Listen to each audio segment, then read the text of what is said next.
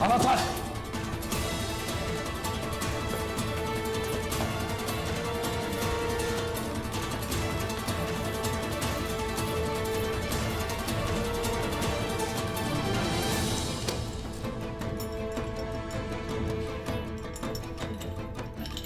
Yılan, toplan şu itlerin leşlerini.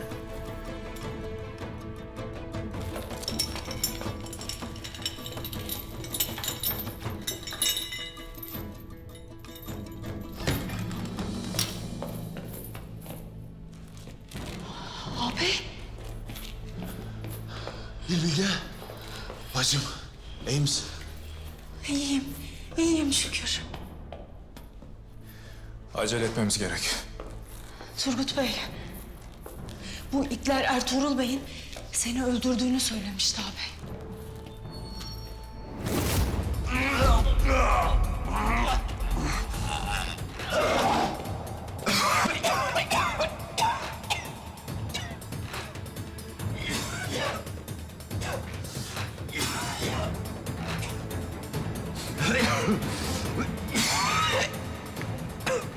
Hem içimizdeki hainleri ortaya çıkarmak, hem İlbilge Hatun'un canını kurtarmak, hem de Kefere'nin tuzağına son vermek için seni öldürmüş gibi yapacağım. Yaptığın hatayı telafi etmek için, İlbilge Hatun'un canını kurtarmak için bunu kabul etmen icap eder. Başka çaren yoktur. Madem bacımın canı buna bağlı. Eyvallah.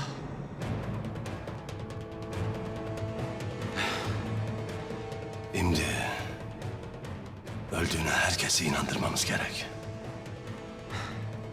Ölümse ölüm. Ertuğrul Bey.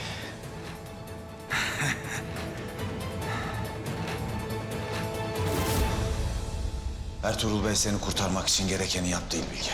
Allah Ertuğrul Bey'den de sizden de razı olsun. Eyvallah Bilge Hatun. Benim için hayatınızı tehlikeye attınız.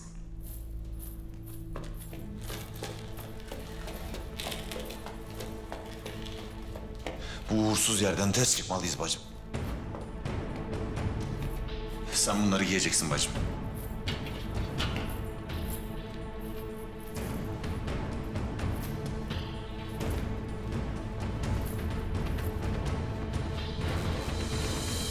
Halep'ten, Toroslardan akın akın Moğol zulmünden kaçan Türkmen obalarını kendi bünyeme toplayacağım.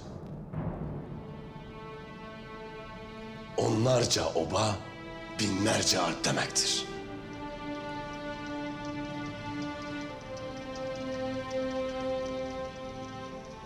Ben de Bizans'tan kaçan Haçlı kılıç artıkları ve cesur delikanlılardan oluşan bir ordu kuracağım. Öyle mi?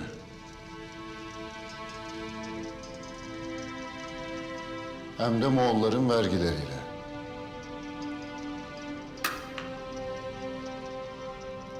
O vergiler bize güç katacaktır Dragos.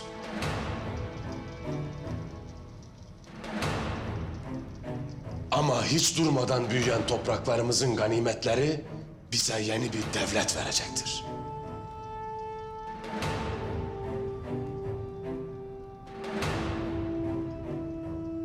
Merak ettiğim bir şey daha var Ertuğrul. İlbilge. Senin için niye bu kadar önemli?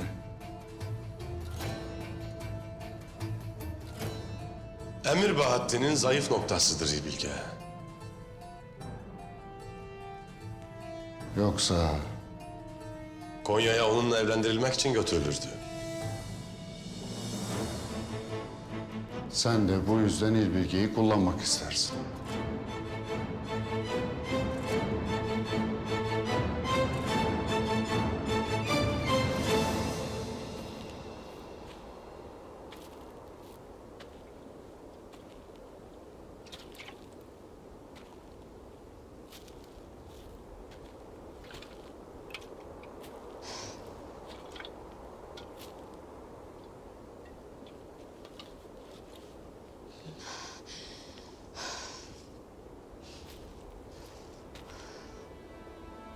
Ya Ertuğrul Bey?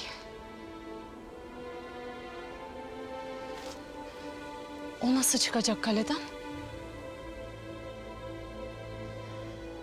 Benim kaçtığımı öğrenirlerse ona ne yaparlar? Eğer yılanın yuvasına girdiysen... ondan daha zehirli bir pusatın olmalı Bilge Hatun. Ertuğrul Bey'imin düşmanına karşı zehri, aklı ve pusatıdır. O soysuzların iliğini kurutacaktır evelallah. İnşallah. Şimdi tezhana varalım. Gerekli tedbirler alınmıştır. Ertuğrul Bey'im de sağ salim dönecektir evelallah.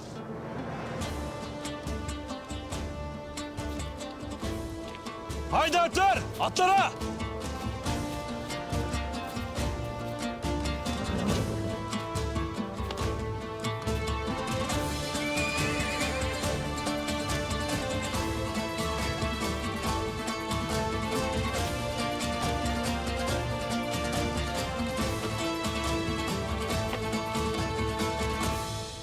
Sözlerin güzel. Ama bize daha önce çok oyun oynadın. Nasıl inanacağım bize yalan söylemediğine?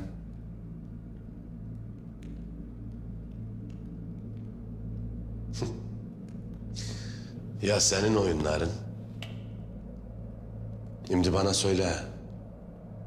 Bey Bolat Bey'i öldürdüğümü, Umur oğullarıyla çatışalım diye onlara haber etmedin mi?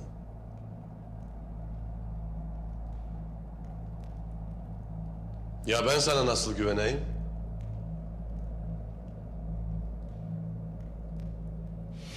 Böyle edersek, isyan ettiğimiz devletlerimiz gelip bizi yok edene kadar birbirimizle didişiriz.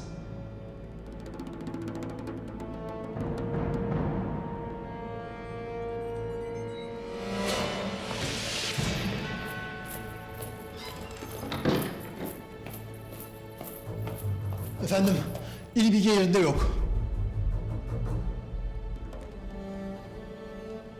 Ne demek yok? Odasından kaçmış efendim.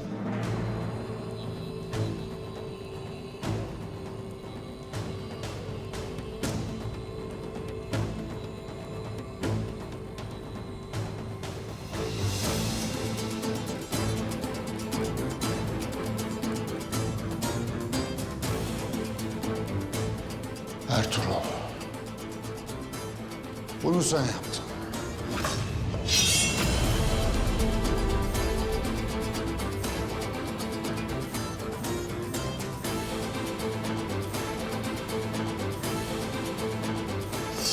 Askerler!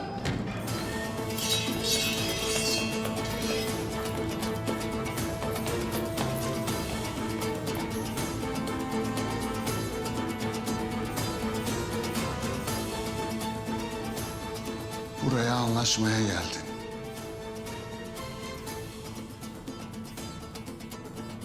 Ama en başından bozdun. Bunun bedelini ödeyeceksin.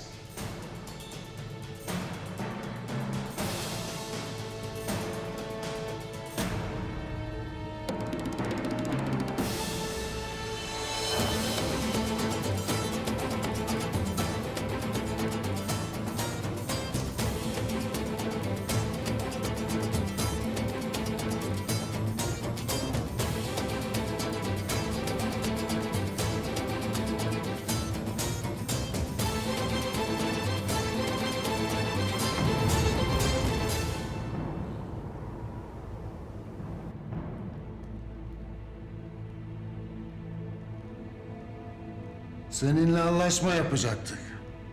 Ama askerlerimi öldürüp kaçırttın İlbilge'yi. Bozdun anlaşmayı Ertuğrul. Altınları sana kendi isteğimle getirdim. Lakin İlbilge'yi sen alıkoymaya kalktın. Kimse benim vermediğim bir şeyi benden alıkoyamaz komutan. Niye altınları getirdin o zaman? Anlaşmak için. Lakin İlbilge Hatun bu pazarlığın mevzusu olmayacak. Beni anladın mı? Daha ne anlaşması? Ortada anlaşacak ne bıraktın? Esas teklifimi daha duymadın Dragos. İstersen öldür beni burada. Zerre pervam yoktur. Lakin beni öldürürsen büyük teklifimi duyamazsın. Hem burada olduğumu bilen Türk obaları da, Emir Bahattin de ve dahi Beybolat Bey de bu kaleyi başınıza yıkarlar. Beybolat mı? Ölmedi mi o? Köstebeğin kazdığı çukur sizi yanlış yere çıkardı. Ölmediği gibi İlbilge Hatun'u da ona kaçırttım.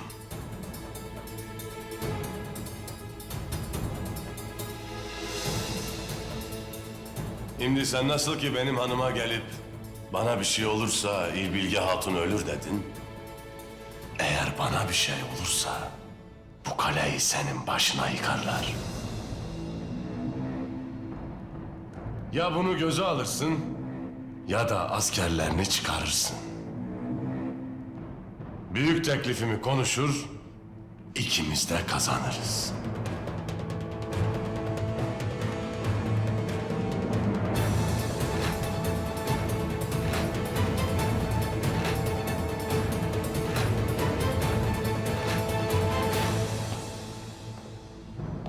Askerler! Kılıcını alın sonra da çıkın.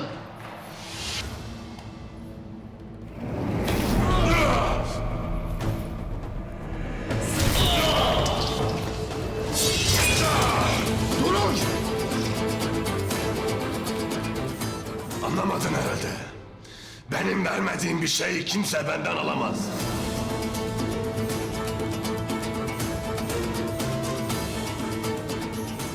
Çıkın dışarı.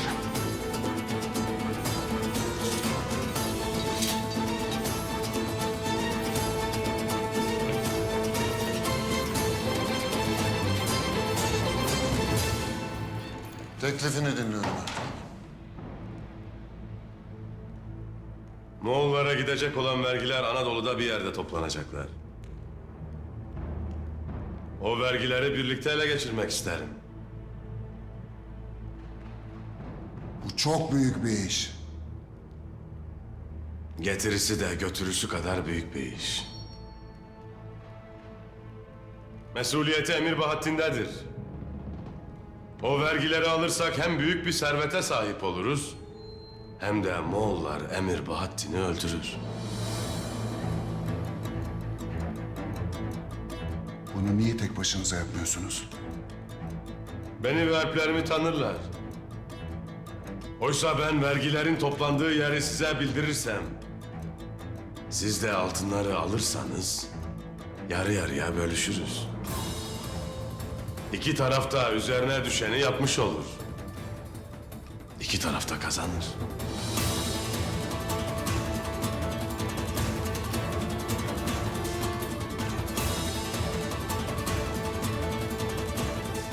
Askerler!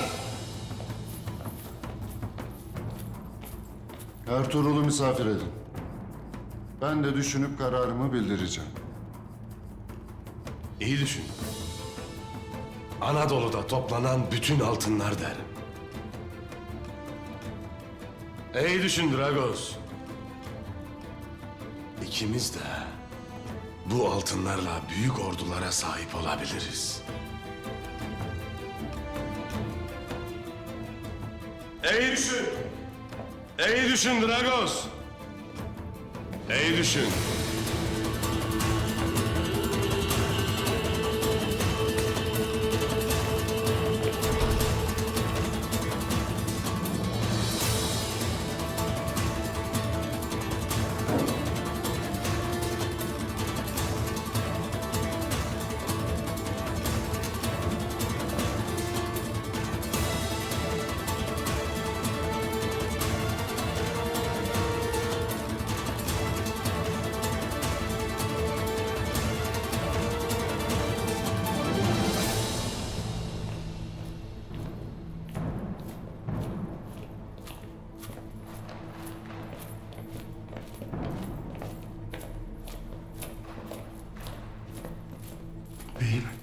İçeride ne ettiniz?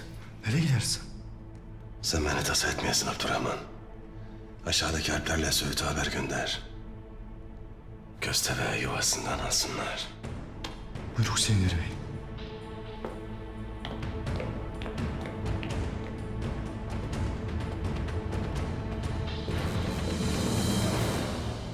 Ertuğrul kestirip atamayacağımız bir teklif sundu. Önce sizinle konuşmak için gönderdim onu.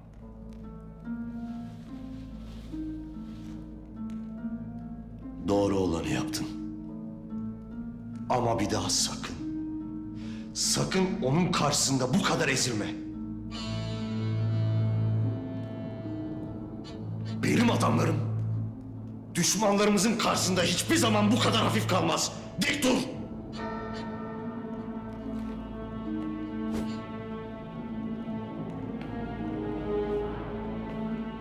Şubay Bolat.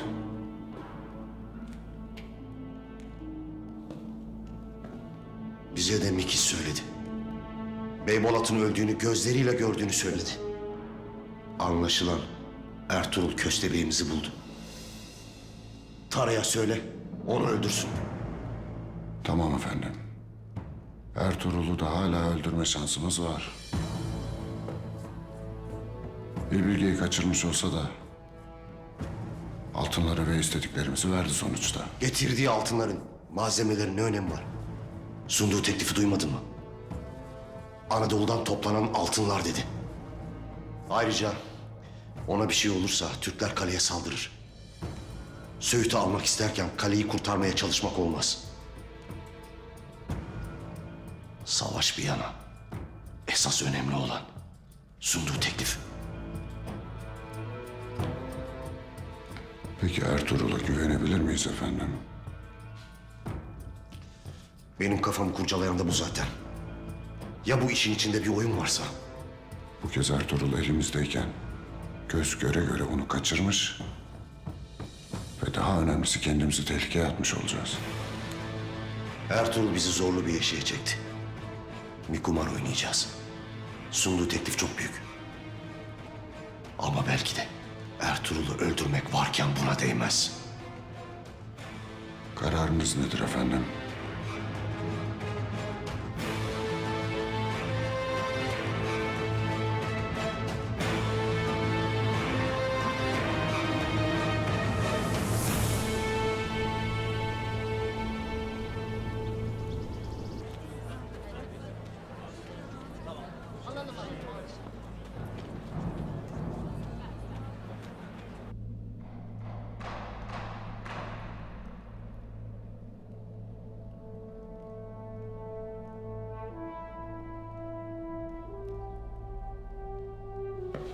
Ağabeyimin sağ olduğunu, ablamın kurtulacağını söyledin.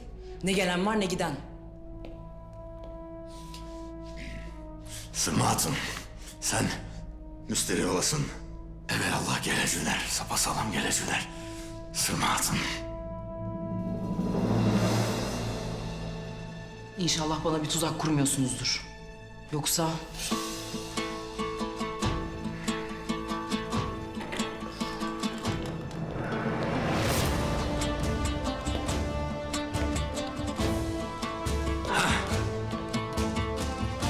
Ben demedim mi geleciler deyiver. Abi. Abla.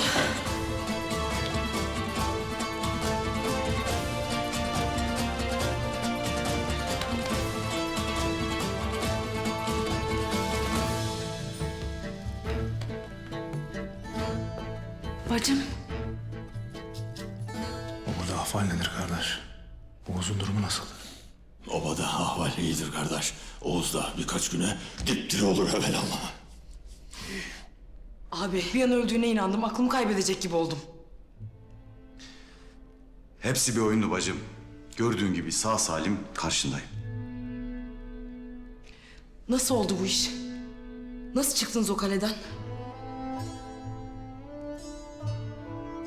sağ olsun Ertuğrul Bey'in yaptığı kusursuz oyun sayesinde tereyağından kıl çeker gibi çıktık kaleden.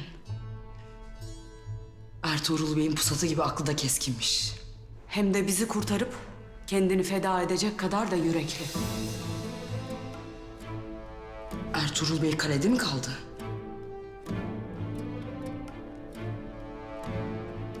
Turgut Bey. Beybolat abi. Ertuğrul Bey nasıl çıkacak o kaleden?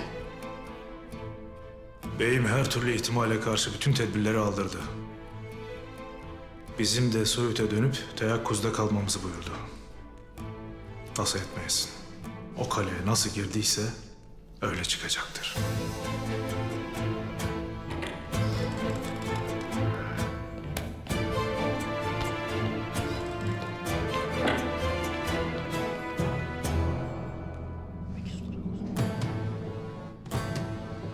Şimdi canını yaktım Miklos.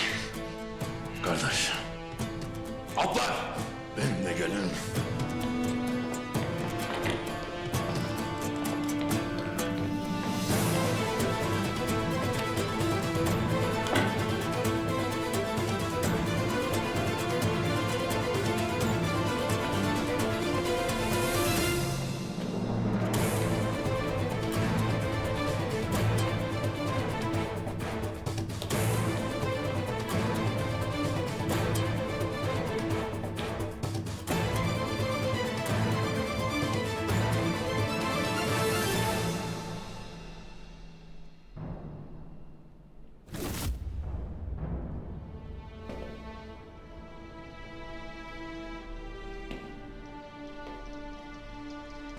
İyi düşün Dragos. İyi düşün.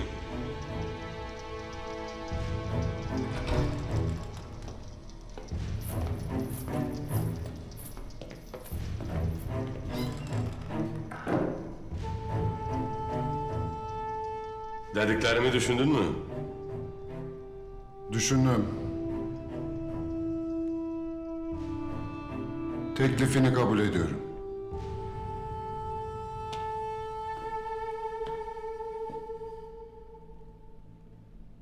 O altınların hepsini alacağız ve yarı yarıya paylaşacağız. Umarım bu işbirliğimiz daha uzun yıllar devam eder. Hele bu işi bir yapalım. Gerisi hayırlısıysa mutlaka olacaktır. Anlaştık o zaman. Senden altınların toplanacağı yerin bilgisini bekleyeceğim. Eğer bu işin içinden bir oyun çıkarsa bir daha geri dönüşü olmayan bir savaşa gireriz, bilmiş ol.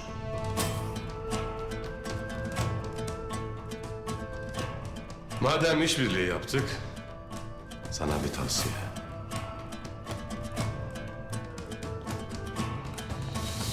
Sakın kazanamayacağın bir savaşı aklına bile getirme.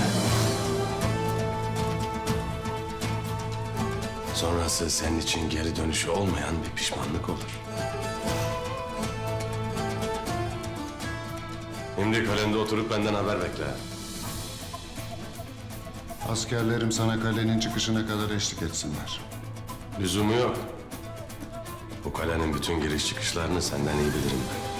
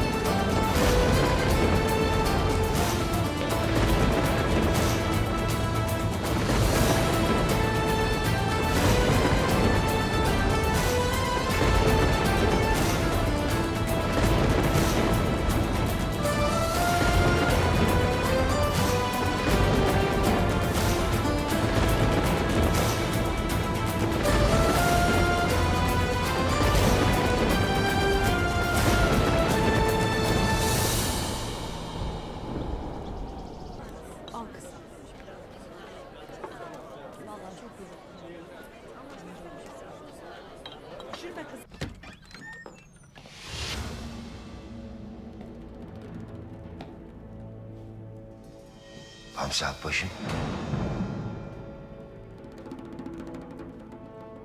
Ne işin var burada? Nasıl girdin evime?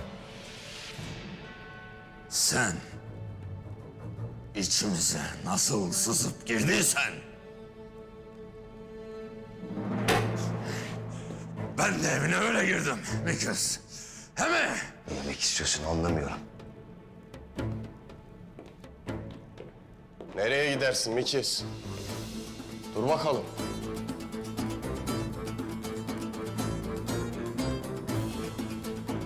Benden ne istiyorsunuz? Ben bir şey yapmadım. Ertuğrul Bey'imiz geldiğinde sana diyeceğim ne olduğunu. Senin de ona anlatacağın olacağım. Alplar! Götürün bunu.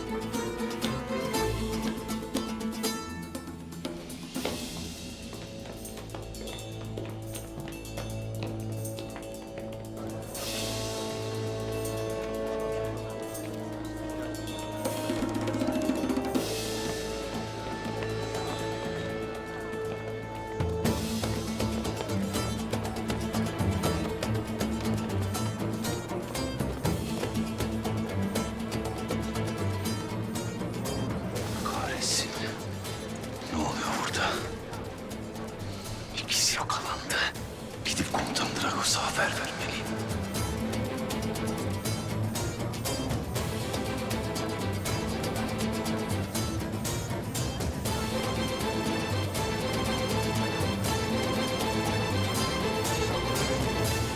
Çok şükür bu badireyi de atlattık. Gayri beyliğimizi ilgilendiren tek mesele Emir Bahattin Hazretleri ile İlbilge'nin izdivaçlarını gerçekleştirmektir. Ağabey.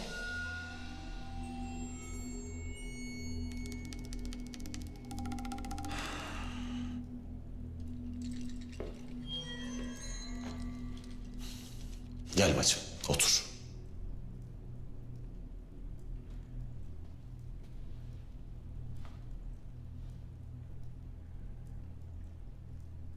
Bak İlbilge.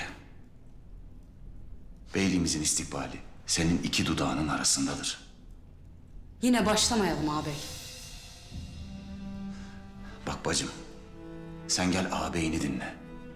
Emir Bahattin Selçuklu Sarayı'nın en muteber adamlarındandır. Varlıksa varlık, kudretse kudret. Beni ilgilendirmez. Sarayı da kudreti de onun olsun. Benim dik başlı bacım. Kız gönlü naz gönlüdür bilirim. Lakin sen de şunu bil. Emir Bahattin hem Selçuklu hem de Moğol ümerası tarafından sevilip sayılmakta. Abla, senin buna evet demen güçlü bir Umuroğulları demektir. Abim bunu demek ister. İstemem. Israra lüzum yoktur. Bu meselede fikrim katidir. Emir Bahattin'le evlenmem. Laftan anlamaz mısın sen? Gönüllü olmazsa gönülsüz. Dirini vermezsem ölünü veririm Emir Bahattin'e. Lakin ben Beybolat Bey sözünü yedi dedirtmem. Beybolat menfaati için bacısını Emir Bahattin'e verdi dedirtirsin öyle mi? Yürü gel! Abi.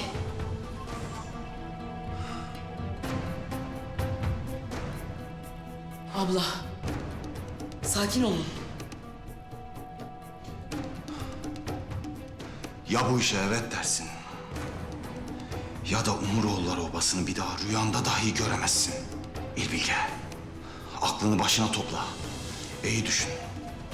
Yoksa seni Alayiye'ye, teyzemizin yanına sürerim bilesin.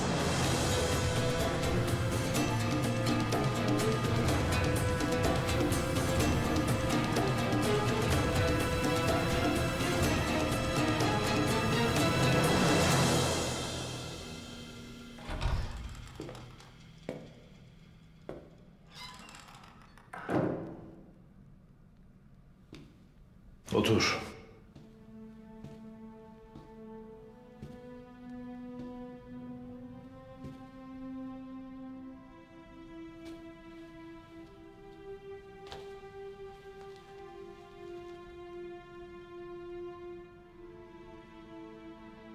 Onca senedir yanımızdasın Mikis. Neyin eksikti ha? Bizden ne kötülük gördün de bize ihanet ettin. Hiçbir şey beyim. Hiçbir hiçbir kötülüğünüzü görmedim. Mecbur kaldım. Affedin. Neyi affedeceğiz ha? Neyi affedeceğiz biz? Bizde ihanet cezasız kalmaz bilmez misin? Beni en zayıf yerimden buldular beyim. Karımı çocuğumu kaçırdılar. Beni mecbur bıraktılar. Yoksa size asla ihanet etmezdim. Madem aileni kaçırdılar, ne diye gelip bize demedin? Neden Ertuğrul Bey aileni sordun da yalan söyledin? Korktum beyim. Korktum. Size bir şey söylersem karımı öldüreceklerini söylediler.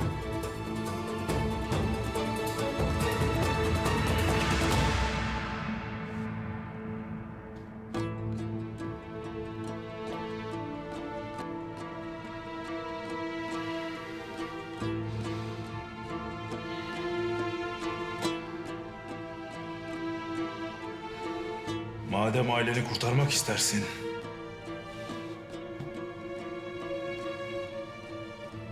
o vakit hem aileni kurtarmamız hem de o Dragos soysuzunu yakalamam için kimlerle işbirliği yaptığını bana diyeceksin. Dragos denen adamı hiç görmedim. Bana ondan hep bahsettiler.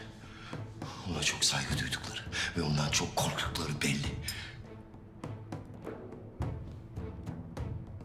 Seninle irtibat halinde olanlar kimlerdi? İyi düşün. Theo, Niko ve Tara. Niko ve Theo öldükten sonra Tara üzerinden benimle bağlantı kurdu.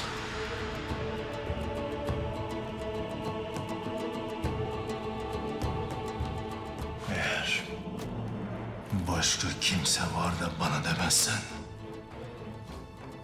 seni buna pişman ederim bilesin. Yemin ederim doğru söylüyorum.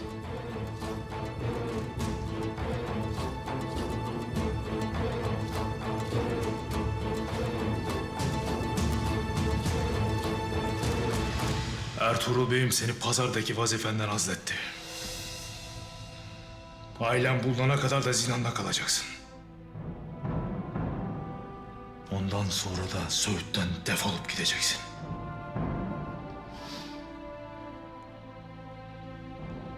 Dumrul!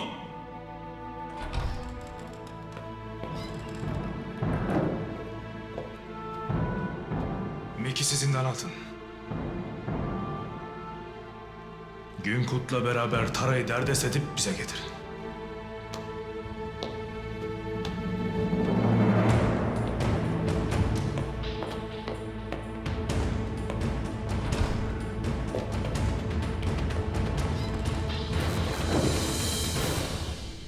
Nerede kalmıştır beyim? Nerede kalmıştır? Alplar hazırdır değil mi? Hazır. İçimi kurtlar kemirir.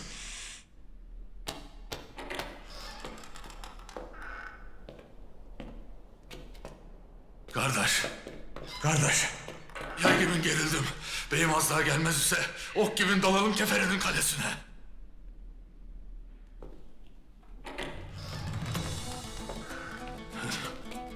Abdurrahman.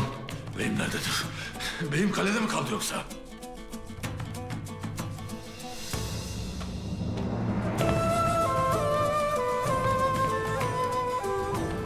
Bir gün o kalede kalırsan bil ki orayı fethetmişizdir Bamsı. Ay maşallah.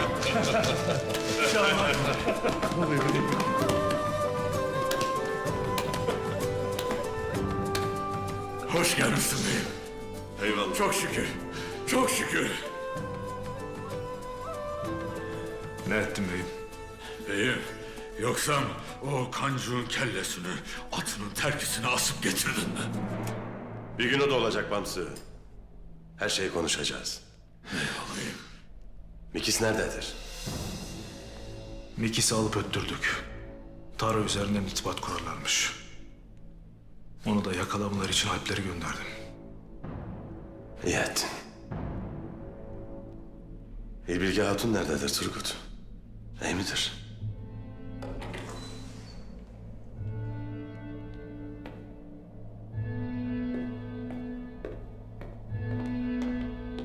Hoş gelmişsin Ertuğrul Bey. Eyvallah.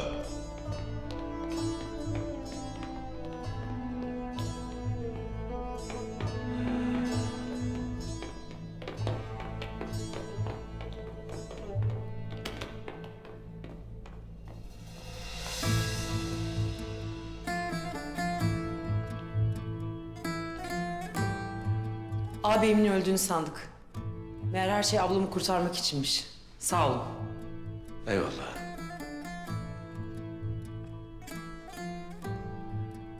Sen nasılsın İlbilge Hatun? Şükür. Sayende iyiyim Ertuğrul Bey. Allah senden razı olsun. Eğer sen o kefereyninden dönmeseydin benim kurtulmamın da bir manası olmazdı. Sağ salim dönmüşsün.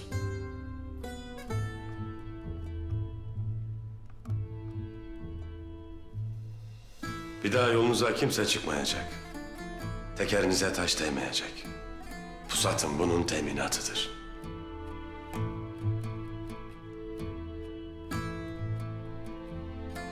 Eğer yol hayırlıysa taştan perva olmaz. Lakin yolun sonu karanlığa çıkacaksa olmasa ye. Allah yolun da hayırlısına revan olmayı nasip etsin inşallah. Var olasın.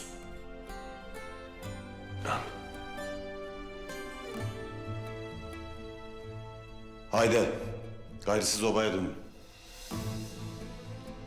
Ben burada kalıp Ertuğrul Bey'le biraz daha konuşacağım.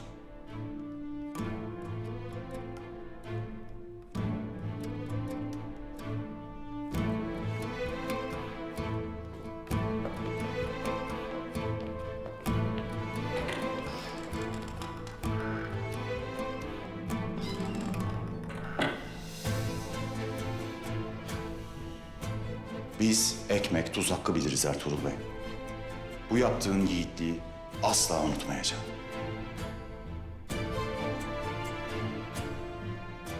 Bu mesele iki obanın da pekişmesine vesile olacaktır. Seninle baş başa konuşmak isterim. Eyvallah.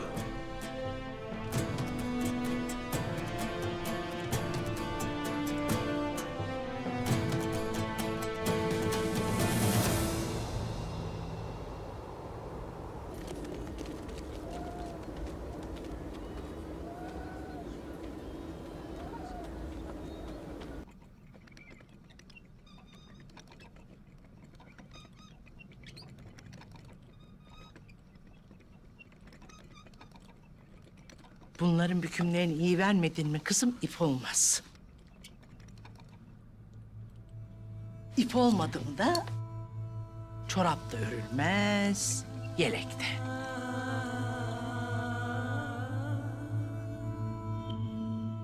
Selcan. Selcan sana derim kızım. Bu ne dalgınlık böyle? Kusura bakma Esin ana, duymamışım. Neden öyle dalıp dalıp gidersin kızım? Çok şükür oban geldi. Süleyman'ım yanında. Düzenin de kuruldu. Öyle de ana. Bir yarım orada kaldı. Gündoğdum'dan hala haber yok. Kızım, sen Metin olacaksın. Sen dik duracaksın ki seninle gelenler de vahkur olsun. Böyle yaparım. İçim kanar, içime ağlarım.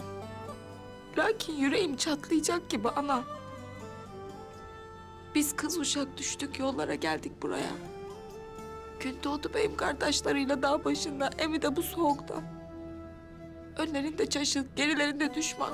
Ne eder kim bilir? Gündoğdum yalnız değildir ki. Kardeşleri yanında, oğlu yanında. Hem her gecenin bir sabahı, her zemherenin baharı vardır. Mevlam'dan ümit kesilmez. Koy verme kendini. Hem bak Ertuğrul Bey söz verdi. Verdi. Allah bin kere razı olsun. Lakin Ertuğrul Bey'imin başı kalabalıktır ana. Buraların belası pek yaman. Sen tasa etmeyesin kızım. Ertuğrul Bey'imiz o kaleden sağ çıktı ya. Şu badireleri atlatsın. İlk işi kardeşlerinin yanına ulaşmak olacaktır. İnşallah.